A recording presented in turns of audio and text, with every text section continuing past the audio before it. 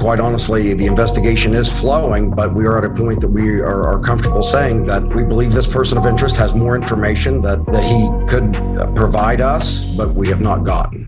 I got nightmares in my head, I fear that the thoughts build up until I can't hear, that my mind fills up into a creature, and it haunts me somewhere much deeper. Hey guys, it's ayebeepee and welcome back to my channel. I've got my bachelor's degree in criminal justice and a minor in psychology, and I'm going to say that for the next 18 videos because I'm just so proud of myself. On top of that, I am a board member for a nonprofit called Voices for the Silenced, and we help family and friends of missing loved ones in West Virginia get the resources they need for their search. So if you know anybody that is missing in West Virginia or the surrounding areas, please get a hold of us and we'll do what we can. And we are here with another in the Unsolved in West Virginia series. Today is a very highly requested case. I mean, tons of you have messaged me about covering this one. This one does seem to be an ongoing investigation, so I really hope at some point I will be able to give an update of it being solved, or at least getting a lot closer to being solved. This one also sparked my interest because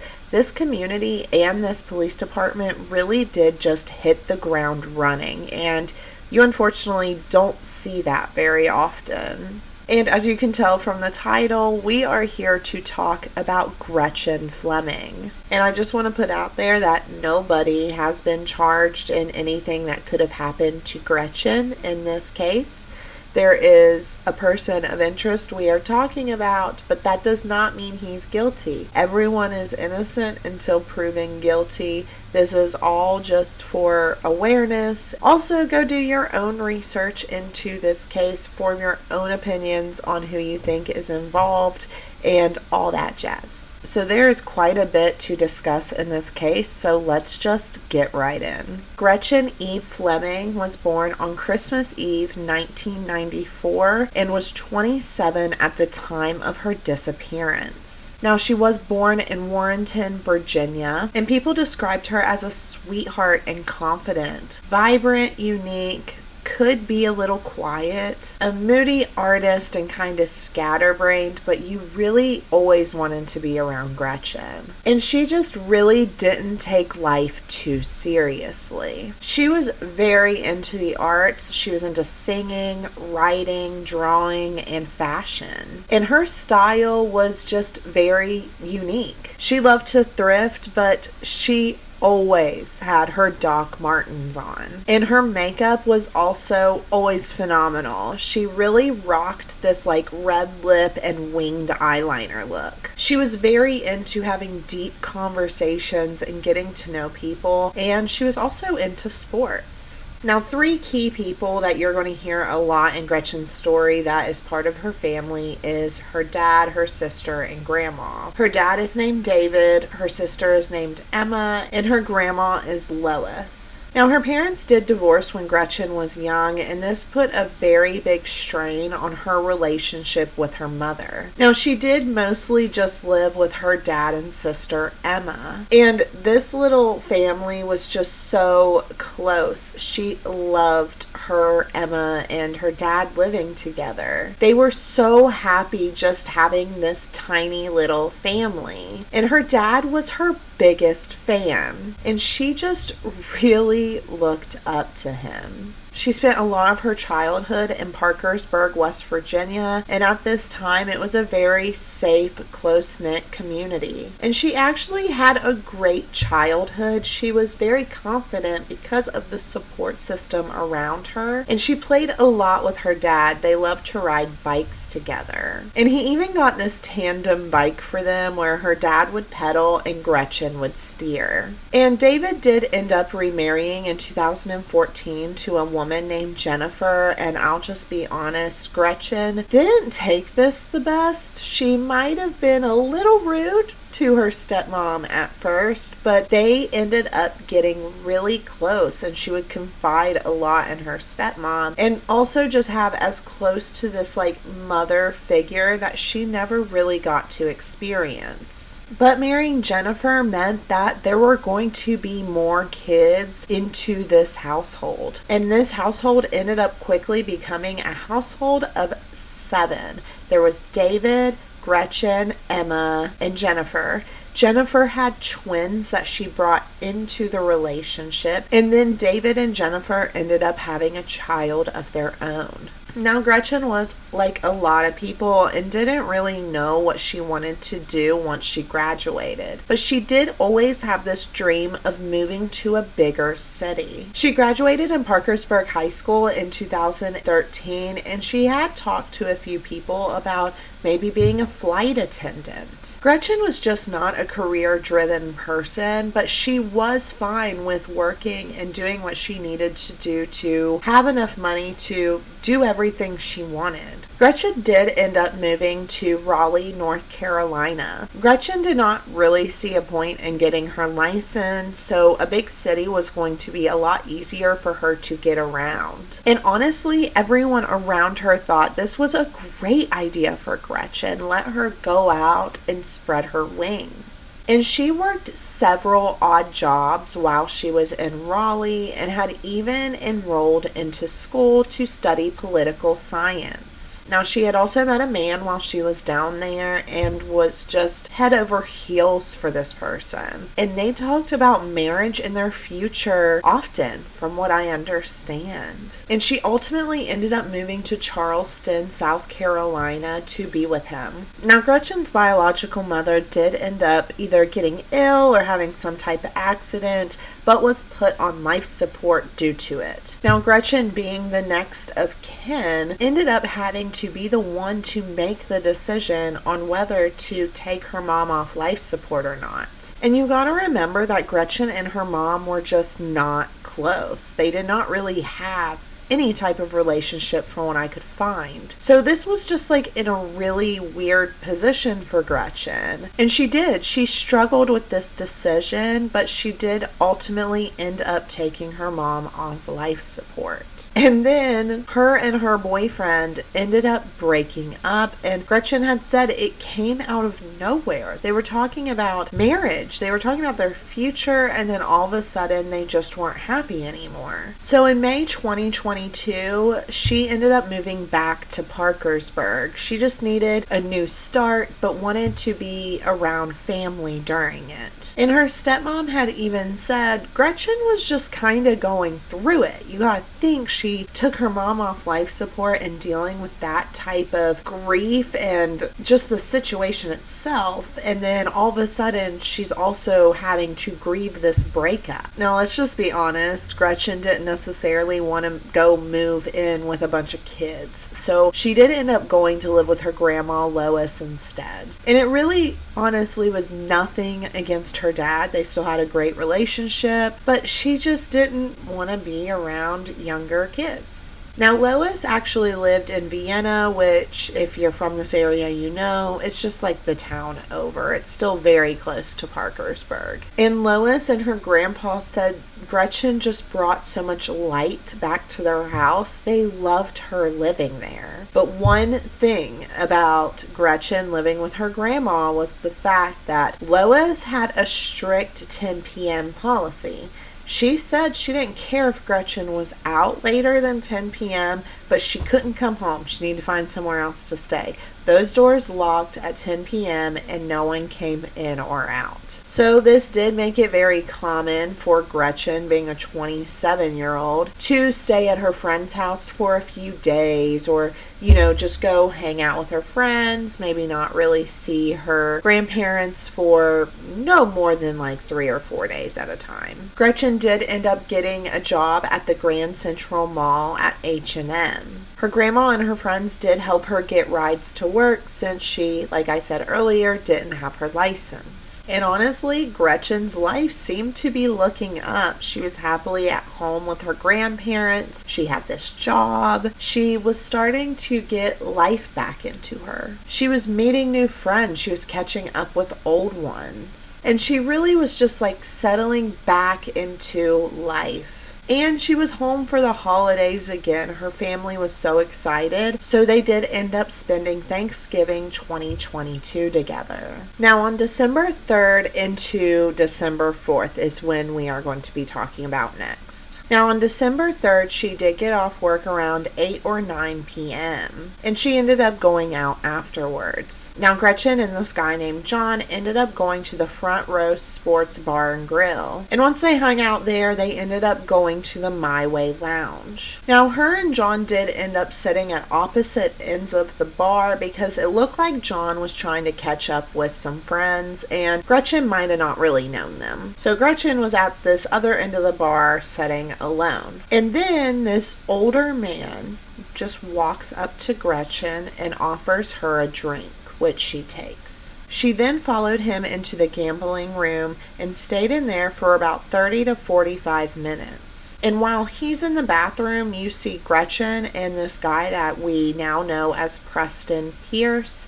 leave the gambling room and they both end up leaving the bar. And once John comes out of the bathroom, he then is trying to look for Gretchen, like where is she? It kind of hits him. He hasn't seen her in a minute. Now, like I said, Gretchen and Preston Pierce were leaving around 3 a.m. on December, now it would be 4th. So when John's looking for Gretchen, he looked everywhere in My Way Lounge, and then he went to the downtown area and spent about an hour looking there, and then went back into My Way Lounge to look again and just couldn't find her. And so he just kind of assumed she probably went to leave with friends. So John himself just pretty much decided to leave. But when he went to his car, he realized that Gretchen had left her purse in there, which also had her phone in it. So he had no way of even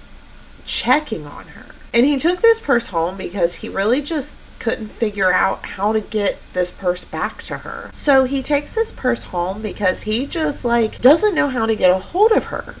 Her phone is in there, and I'm pretty sure he didn't pick her up at where she was staying. Her ID also hadn't been updated, so it was still, I think, a North Carolina address or South Carolina. But something John did know was that she was a regular at that first bar they went to, Front Row. So he did end up the next day bringing her purse to them and saying, hey, I went out with this girl last night and she ended up leaving and her purse was in my car, her phone's in here, I don't know how to get a hold of her. Can I leave it here for you to give her? And they of course knew Gretchen, so they put it behind the bar. Now her dad did go out of town after Thanksgiving and he got back into town on December 5th. He texted her seeing how things were going but never heard back. But that's not weird. Gretchen wasn't always someone who had her phone glued to her. She could go days without answering sometimes. But then David texted her again on the 8th. And pretty much he was saying hey, I haven't heard from you in a while. Are you okay? And he also wanted to know if she had made plans that weekend. But still, he never heard anything from Gretchen. And Lois showed up to David's house on the 11th and just said she hadn't seen Gretchen, she hadn't heard from Gretchen, and she was starting to kind of freak out about this. She said that the last time she saw Gretchen was on the 3rd when she dropped her off at work, but Gretchen had told her she didn't need her to pick her up because she had friends that were coming to get her. And so they started blowing up Gretchen's phones, but no phone calls were answered, no text messages were answered. There just seemed to be no way to get a hold of Gretchen. So they tried to follow Gretchen's steps that night, and they knew that she was a regular at Front Row, so that's where they went first. They showed the bartender a picture of Gretchen, and they were like, oh yeah, We know her. She's here all the time. And also, we have her purse behind the bar that we've been holding for about 8 days. The bartender said the last time they saw Gretchen was on the 3rd. They said that she came and also left with that friend John. But the family didn't know she had a friend named John, so they had no idea who she was with. Because like I said, when she got back, she was hanging out with old friends, but she was meeting new ones. So they obviously wanted Gretchen's purse, and they had said, yeah, John brought this in the next day, pretty much told him what he said, and gave it to him. And in this purse had her phone, her tablet, and her wallet. So they talked to other people that were at front row also, and they all pretty much said the same thing, that Gretchen was there on the 3rd. She was with this friend named John. None of them had heard from her, but there was someone that said they knew that they wanted to go to My Way Lounge to sing karaoke. So they thought that's where John and Gretchen went. So then the family goes to My Way Lounge.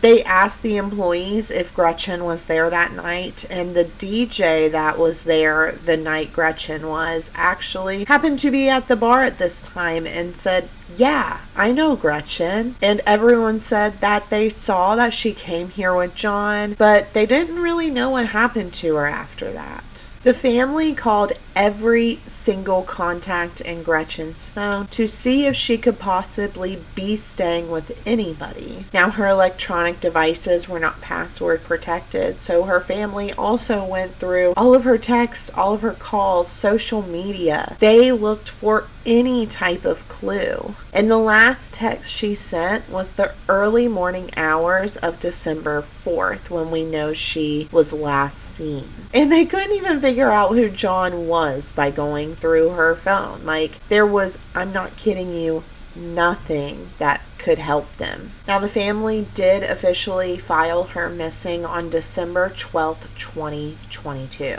And joining us live with the latest on where that investigation stands tonight is Parkersburg Police Chief Matthew Board. Thank you so much for being here. Thank you for having me. And Chief, Gretchen was last seen on December 4th. Her family did not report her missing until December 12th. Did they share with you why they waited so long? And has that impacted your investigation at all? She was close with her family, but as you know, she's 27 years old. Sometimes you just go a few days without speaking to family. So they didn't really feel it was strange. Then after speaking with one another, they realized that it had been some time since anybody had spoken with her, December the 3rd, actually.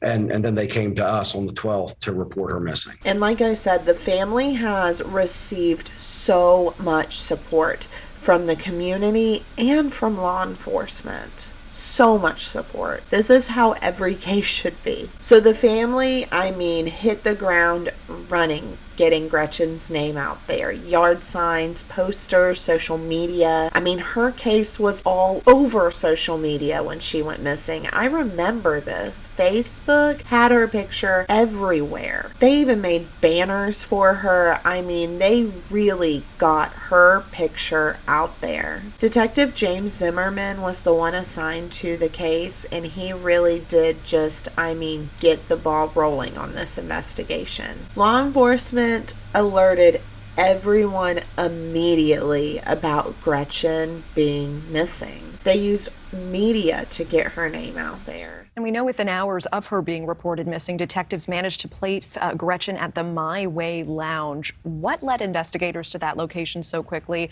Was it employees or other customers there who knew her? Well, they set up a timeline. That was a rather large stretch. The family had not seen her or heard from her since the 3rd. So the fact that it had been the 12th, that was alarming in and of itself. So within a very short period of time of it being reported, we're talking, long enough for the initial reporting officer to complete the report, it was assigned to a detective. So they began working on it. Through their investigation, they were able to set up a very consistent timeline, a time frame where she had traveled throughout that day, and ultimately were unable to locate anybody that had spoken to her since the early morning hours of December the 4th. They also use media to ask for tips and for people to tell them anything they know. They asked for the public themselves to please help with this case. And they asked multiple agencies to step in and help also. They wanted to get anyone and everyone in on this. They were even going door to door asking people for security footage from the 3rd to the 4th of December. And there was really no way to track her because she had left her phone in John's car. And you couldn't check bank activity because all her credit cards were left in her purse also. The police themselves also went through her social media, and there was just nothing that came of this. And they just looked at any area they could. They checked jails, they checked hospitals, women's shelters. They checked police reports to see if maybe she had been in an accident, maybe she got picked up after drinking. But nothing. There was not one thing that they could find. And when John saw that Gretchen was missing, he was like, whoa, whoa, whoa. And he immediately went to the police and told them everything he knew.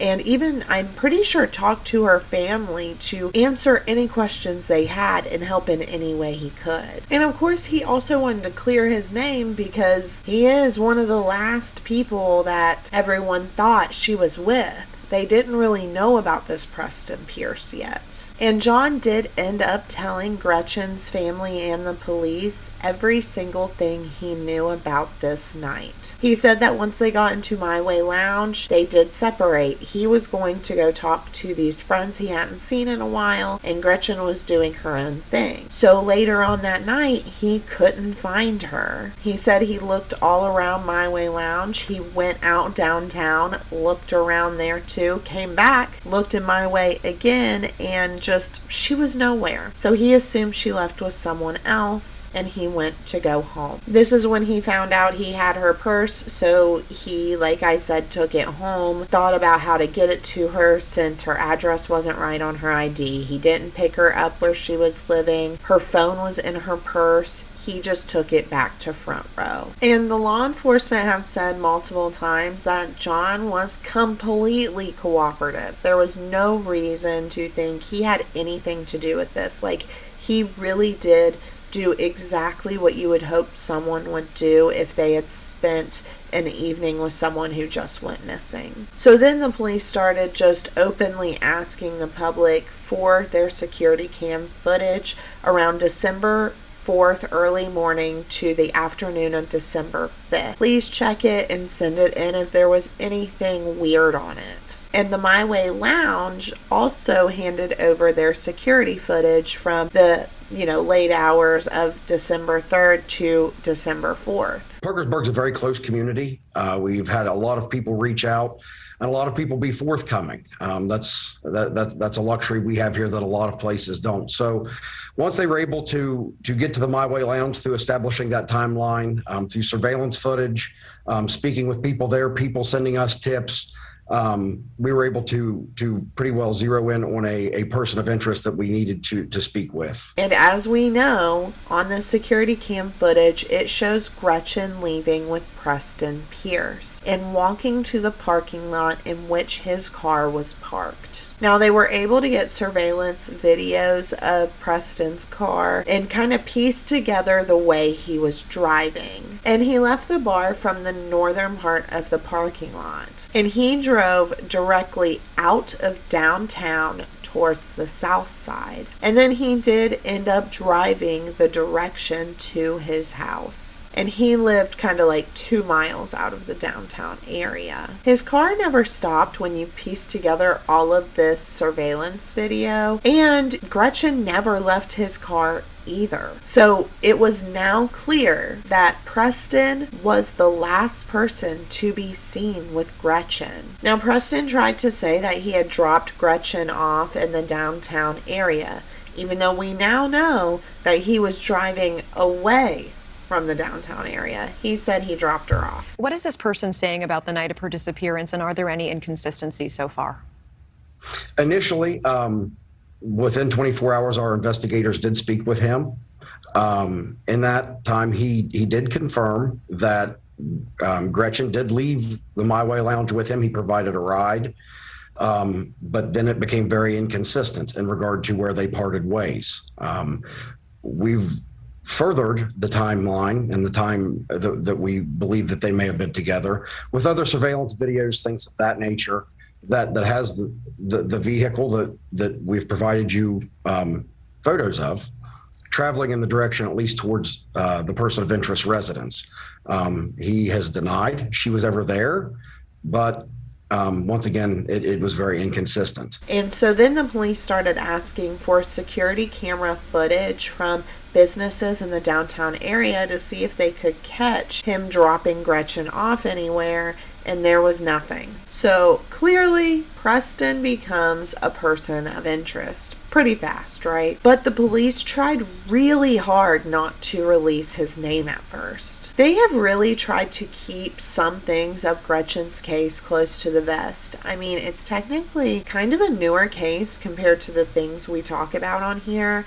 And, you know, there are just some details that you want them to keep quiet. Now, Officer Board said this: while we are at times forced to be vague in our public communications regarding this case, we continue to work vigorously behind the scenes and continue to update and inform the family every step of the way. We are approaching the 2-year mark of Gretchen's disappearance. We recognize and understand that this has been an unfathomable nightmare for the Fleming family. They have shown tremendous strength and courage through this investigation. We want to thank them publicly for their continued support and trust in our agency. The Parkersburg Police Department is committed to doing everything possible to provide them with the answers they desperately deserve. Now, of course, this was said probably at the end of last year, since they talked about hitting the 2-year mark. But I wanted to include this because it does show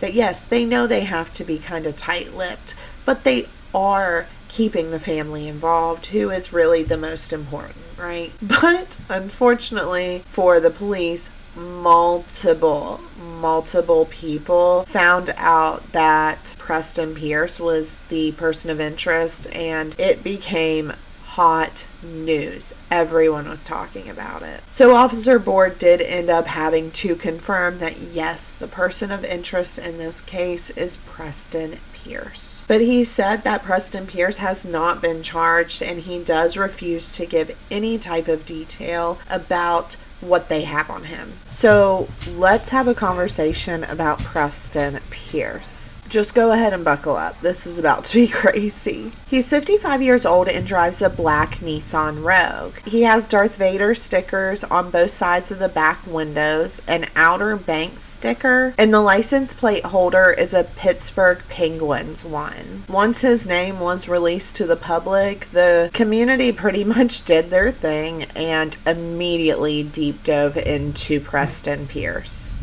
And is it not crazy what they found? His name is actually not Preston Pierce. It is Daryl Lott. He claimed to have changed his name to distance himself from his brother because his brother was arrested on child charges. He was a police officer at several different departments for about 12 years. There were rumors also that he was in the U.S. Coast Guard. And we know that he worked for DoorDash, and I'm pretty sure still does. How scary is that? And there was forums of customers talking about their experience when he delivered their food. There were 42 complaints on a Facebook page for DoorDash complaints. Just one Facebook page had 42 complaints about him. There were tons of screenshots of interactions of him, and said that he would just show up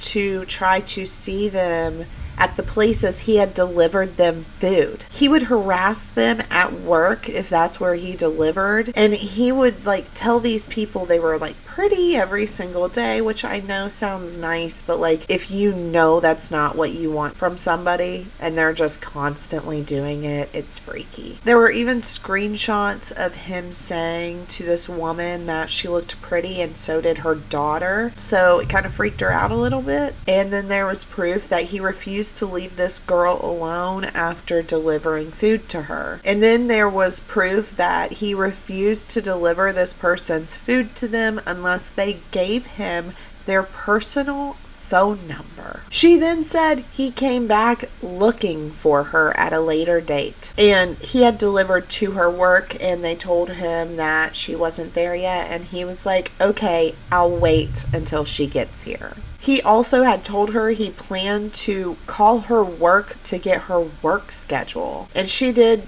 end up just deleting her DoorDash account and making a new one. Now, he delivered to a woman who had her kids in just her home, and he was pounding on this door to get her to answer to deliver her food, but she had picked the contactless delivery, and he was just trying to get her to answer, but she was not about to answer him pounding on the door. So he ended up sitting in her car for a really long time, trying to see who was going to pick it up off the porch. One woman said that he had saved her number from a delivery and literally was texting her really weird things like pictures of ropes. There were just multiple women on these forums that were saying they were done with DoorDash. They weren't ordering from them anymore because he freaked them out so bad. And many women just called him a predator that knew him not even from DoorDash. One officer said he was trying to hit on his daughter.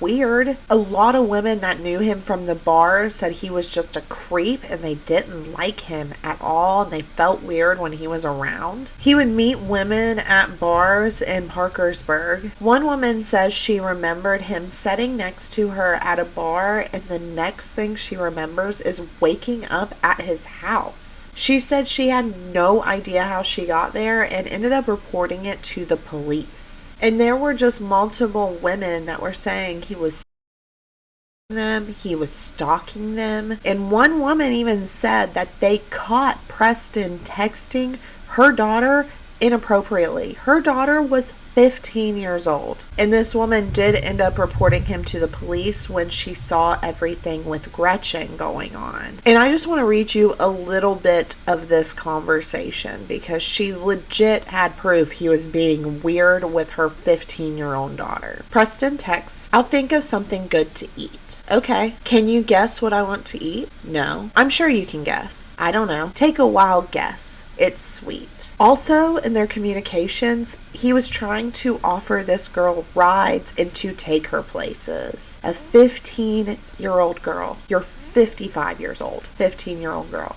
Preston was actually really cooperative with the police at first. He said he had met Gretchen at My Way Lounge for the first time, and he did say they ended up leaving together. Now, Preston did admit that she was in his car at one point, but he says that she ended up just refusing to speak to him. So he ended up letting her out downtown, but the police haven't actually came out and said where downtown Parkersburg it was. Now, Preston ended up getting a lawyer at some point. I mean, he probably realized because he was in law enforcement at some time that this was probably not going in the great direction for him. And once he got a lawyer, he immediately quit speaking to the police. He also denied that Gretchen was ever at his house. It was thought that at one point he had moved to New Martinsville, but he did end up coming back at some point and claimed to be homeless. And to get by, he was selling guns and other things. But I also know it's been rumored that he is now living in Barbersville, West Virginia. I want to mention this just in case people don't necessarily know this part. It is very little and brief, but I just want to throw it in there. There was a body found in the Ohio River, and a news report just ran a story saying it could be Gretchen's, and it freaked the public out. And honestly, the family had not been alerted that this could possibly be Gretchen, and the family was not told by law enforcement that this could be Gretchen, so they were a little shocked and taken aback from this news article. But they were never notified because this body was not even close to being Gretchen. They did not ever believe it was Gretchen. This was just a news story that ran with barely any information and could have made this situation like 20 times worse. But I remember when this news article was floating around, so I just wanted to throw this in here to make sure everyone knew that for sure was not Gretchen. And now I want to talk about the first search of Preston Pierce's property. This was 33 hours after his interview. So yes, he did have some time to maybe get rid of things, but really he had like hardly any time before they showed up to his house with a search warrant. And on December 15th, 2022, they showed up with a search warrant for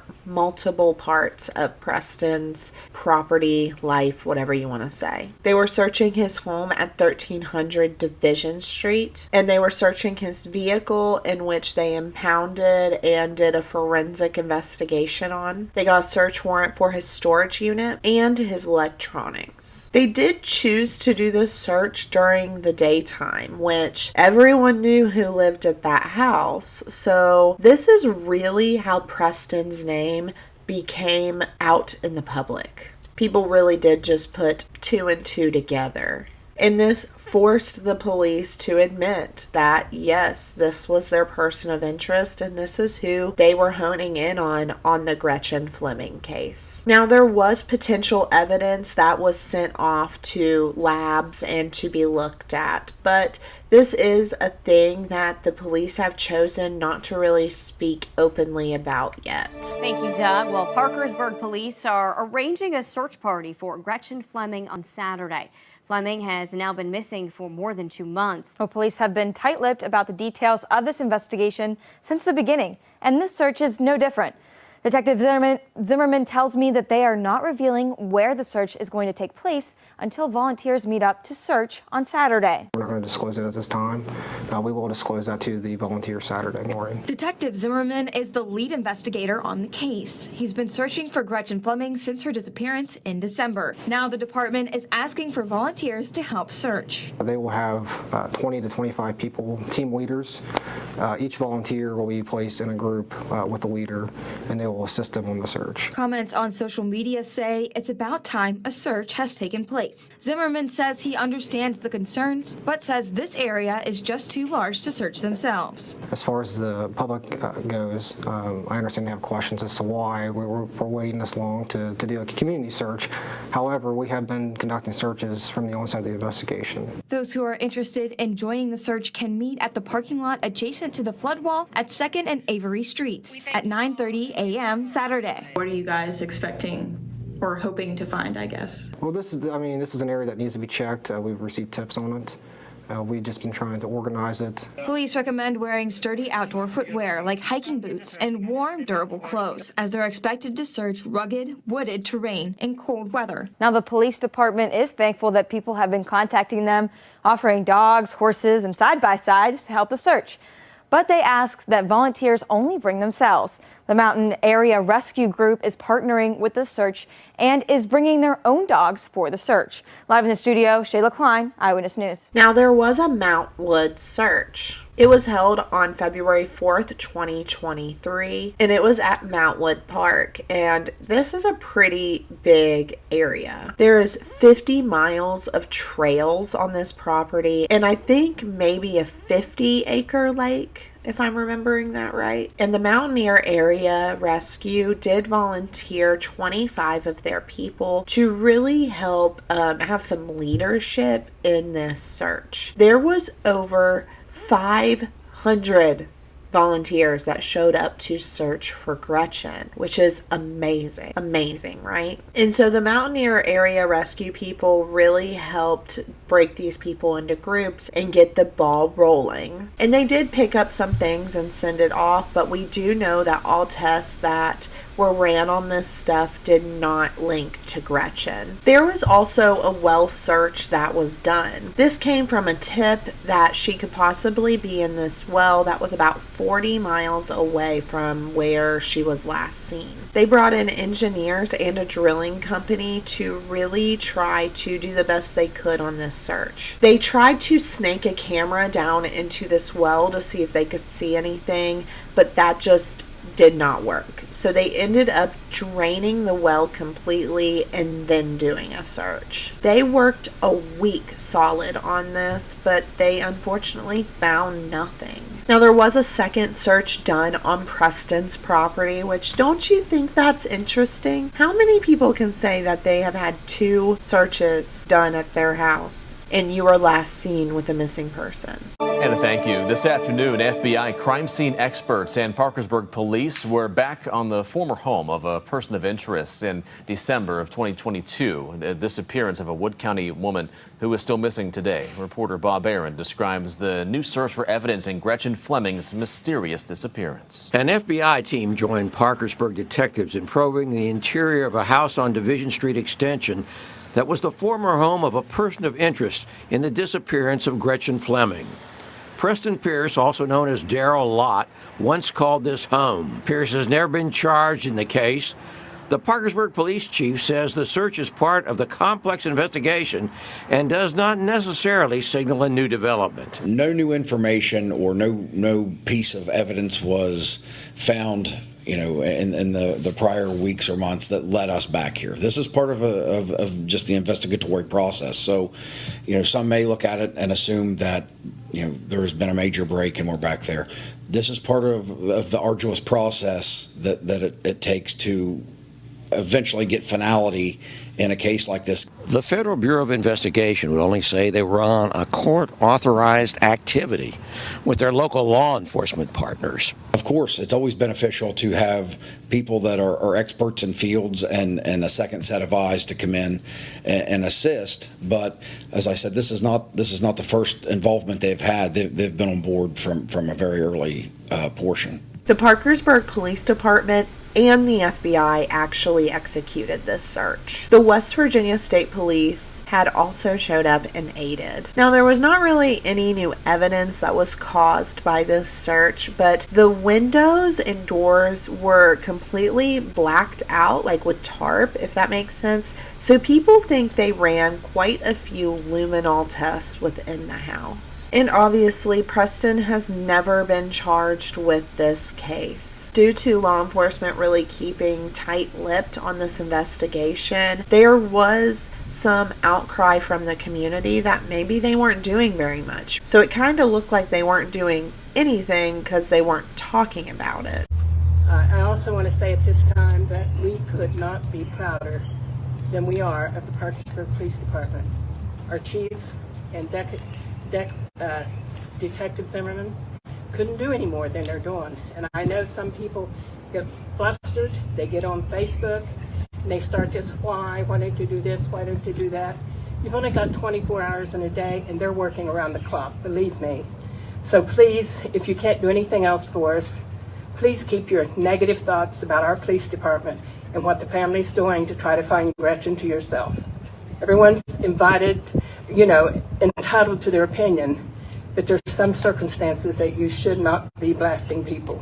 And you have no clue what these places are going through and what they're doing. So please, if you do nothing else, do this for us. Say one more thing. Absolutely. You say whatever you want, brother. It's your platform. They have a reason to be silent. And I know the community wants answers and wants information, but they cannot give that to you because this is an active investigation. We got to let them do their work until we find the answers that we deserve. So that's all I want to say about that. I know everybody wants to be informed. We can't inform you. They can't inform you. They can't inform me of what they're doing. So please take that into consideration when we want to be told. Not everybody's being told. They have to keep that to themselves so they can find the answers that we're really wanting. So I really thank you. I didn't mean to cut you off. I really thank you guys for your support. This community is amazing. Thank you. Now, originally, there was a reward money of $65,000, $32,500 for any information that would lead to finding Gretchen. And the other half of the reward money was for any information that would bring an arrest or conviction in Gretchen's case. But from donations, and I think maybe a business around town, the reward money was actually brought up to $100,000. In conclusion, I'd like to announce, due to the overwhelming kindness of local business owners here in this community, they would like to donate another $35,000 towards the reward. That's going to be raising the award to $100,000 for anybody that has any information, knows something, a snippet, heard something. Please come forward. We want answers. We will never stop. Hicks Outdoor Advertising Company actually gave the family a billboard for Gretchen also. So her face is out there even more. They put it up to remind the community of Gretchen and also to make sure everyone knew about the reward. There was a candlelight vigil in honor of Gretchen. Her old friend Jake from high school wanted to do this for her. He did say they were close in high school but had faded apart. But he knew this is how he wanted to help. And he had set everything up. And it was just a night of praying and sadness. But there was just lots of love, too. And her old principal, Kenny DeMoss, convinced her sister Emma to draw up a cool design so they could sell t-shirts. And so Emma tried to get a shirt together that was like everything Gretchen loved in one design. And they would sell these t-shirts and put this money towards her reward fund. Our granddaughter, Emma, is in upstate New York for the summer. We weren't so thrilled with her gone, but she needed to get away from some of this, and it's good for her. And so we like to try to do what's best for the kids and not just what's best for us. She called me last night, and she said, Nana, she said, I need to say something about the shirt that I made. I need to let the people know why I designed it the way I designed it. That's a great idea. And she sent it to me, and I couldn't believe it. And so today about 7:30, I had a call from Metro News. Hawk wanted to interview me on his live show at 7:30 this morning. And I knew immediately that I wanted to share what she had put on about the shirt. And I didn't know I could, so I had to read it at least 5 times. And I think now that I can read it to you and share with you without breaking down, I'll do my best. So, my sister wants to see the world and all its wonders. If you ever saw my sister around, you would always see her with a book in hand, and she would be, without a doubt, wearing her Doc Martens. The only thing I failed to capture within this shirt was a cup of coffee. So my idea was to take these things and put them all together. Books with Doc Martens standing on top, with a representation of life coming out of them, which are the flowers in the top. Because that's what Gretchen brought when she entered a room. She brought life. She brought passion. She brought joy. And she always knew how to make you smile. Too many right now. Gretchen is just a face or a picture that you see on the internet or on a poster. But to many others, she's a friend. She's a daughter. She's a granddaughter. She's a niece. She's a cousin. To me, she's my sister, my best friend, my inspiration. So when you think about Gretchen, I ask that you think about her in this way, as a real human, with friends and family and unfinished goals and aspirations. She is so many things that cannot be captured in a simple t-shirt design. But if you feel so inclined, I ask that you purchase this shirt to show your support. And I beg, if you know something that could be the least bit helpful, even the smallest thing, please, please call Detective Zimmerman at 304-424-1072. Thank you, Emma Fleming. She has been featured on so many different medias. Her stories on YouTube channels such as Kendall Ray and Danielle Hallen, and I guess now mine, right? There's been TikToks, multiple TikToks of her case. She's been on a TV show, Disappeared, and she has been featured on multiple podcasts too, such as True Crime Garage, and Then They Were Gone, and Going West. And right now it just doesn't seem like there is very much new information in this case. And there are still posters of Gretchen all around town, and you still see posts about her circulate on social media. You're seeing still people in outlets of podcasts and YouTube channels and things like that cover her case. Her story is still out there and still being talked about. And that's all we can really hope for, is to keep her name alive and keep that pressure to solve this case, or someone come forward, or, you know, encourage somebody who knows something, no matter how small, about Gretchen, to let people know. And I want to tell you who to contact. That way you do know where to leave your tips or any information you have. You can call the Parkersburg Police Department at 304-424-8444. Also, Detective Zimmerman, his number is 304-424-1072. You can call the FBI at 1-800-CALL-FBI, or you can leave a tip at tips.fbi.gov. And also, if you'd much rather leave anonymous tips and you don't want to be known, you can leave tips at ppd.parkersburgwestvirginia.gov. And you can also email me if you want to at unsolvednwv@gmail.com, and I will get it to whoever. Just let me know if you want to be anonymous or not. But please, if you know anything, help this case be solved. We are like right there, right? You can feel it. We are just right there to solve this case. And I just wish every case was handled as Gretchen's, and so many people were involved. I feel that everybody in this story has done everything they can to get answers for her, right? She obviously was so loved and touched so many people. I just really hope that all of this effort is worth answers someday, because all of this should be highly encouraged for the next missing person case. The community, the family, law enforcement, strangers, I mean, people all over social media, everybody who even just shared her post, who showed up to the search, to actually telling law enforcement tips and answers that they needed. This is what's got us so close to maybe finding Gretchen. So everyone needs to just keep pushing. And thank you guys so much for watching.